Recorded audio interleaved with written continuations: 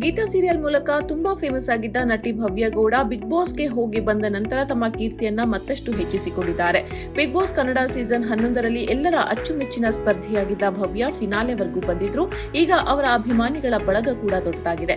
Big boss ಮುಗಿದ ಬಳಿಕ ಭವ್ಯ ಕಿರುತೆರೆಯಲ್ಲಿ ಎಲ್ಲೂ ಕಾಣಿಸಿಕೊಂಡಿಲ್ಲ. ಯಾವುದೇ ಸೀರಿಯಲ್ ಅಥವಾ ಸಿನಿಮಾ ಒಪ್ಪಿಕೊಂಡ ಬಗ್ಗೆಯೂ ಸುದ್ದಿ ಇಲ್ಲ. ಆದ್ರೆ ಸೋಷಿಯಲ್ ಮೀಡಿಯಾದಲ್ಲಿ ಭವ್ಯ ಸಖತ್ ಆಕ್ಟಿವ್ ಆಗಿದ್ದಾರೆ. ಮೊನ್ನೆಯಷ್ಟೇ ಈವೆಂಟ್ ಒಂದರಲ್ಲಿ ಪ್ರಭುದೇವ ಅವರನ್ನ ಭೇಟಿಯಾಗಿ ಫೋಟೋ ಕ್ಲಿಕ್ಕಿಸಿಕೊಂಡಿದ್ರು. ಇತ್ತೀಚೆಗಷ್ಟೇ ರಂಜಿತ್ ಅವರ ಎಂಗೇಜ್ಮೆಂಟ್ಗೆ ತೆರಳಿ ಮಜಾ ಮಾಡಿದ್ರು. ಬಳಿಕ ಅಪ್ಪು ಹುಟ್ಟುಹಬ್ಬದಂದು ಅನುಷಾ ರೈ ಜೊತೆ ಸಮಾಧಿಗೆ ತೆರಳಿ ಪ್ರಾರ್ಥನೆ ಕೂಡ ಸಲ್ಲಿಸಿದ್ರು. ಭವ್ಯ ಅವರು ಕೆಲ ಬಿಗ್ ಬಾಸ್ ಸ್ಪರ್ಧಿಗಳ ಜೊತೆಗೆ ಮಾತ್ರ ತುಂಬಾ ಕ್ಲೋಸ್ ಇದ್ದಾರೆ. ಅವರ ಜೊತೆ ಫೋಟೋವನ್ನ ಅವರು ಹಂಚಿಕೊಂಡಿರ್ತಾರೆ. ಇನ್ನು ಬಿಗ್ ಬಾಸ್ ಕನ್ನಡ ಸೀಸನ್ 11ರ ವಿನ್ನರ್ ಹನುಮಂತ ಜೊತೆಗೆ ಭವ್ಯ ಈವರೆಗೆ ಒಂದೇ ಒಂದು ಫೋಟೋ ಕೂಡ ಹಂಚಿಕೊಂಡಿರಲಿಲ್ಲ.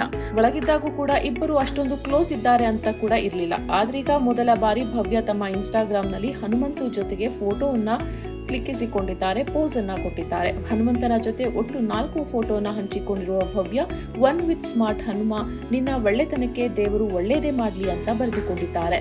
ಇನ್ನು ಭವ್ಯ ಗೌಡ ಸದ್ಯ ಯಾವುದೇ ಸೀರಿಯಲ್ ನಲ್ಲಿ ನಟಿಸ್ತಾ ಇಲ್ಲ. ಸಿನಿಮಾ ಆಫರ್ ಬಂದರೂ ಅದಕ್ಕೆ ಒಪ್ಪಿಗೆ ನೀಡಿದ ಬಗ್ಗೆ ಅಪ್ಡೇಟ್ ಇಲ್ಲ.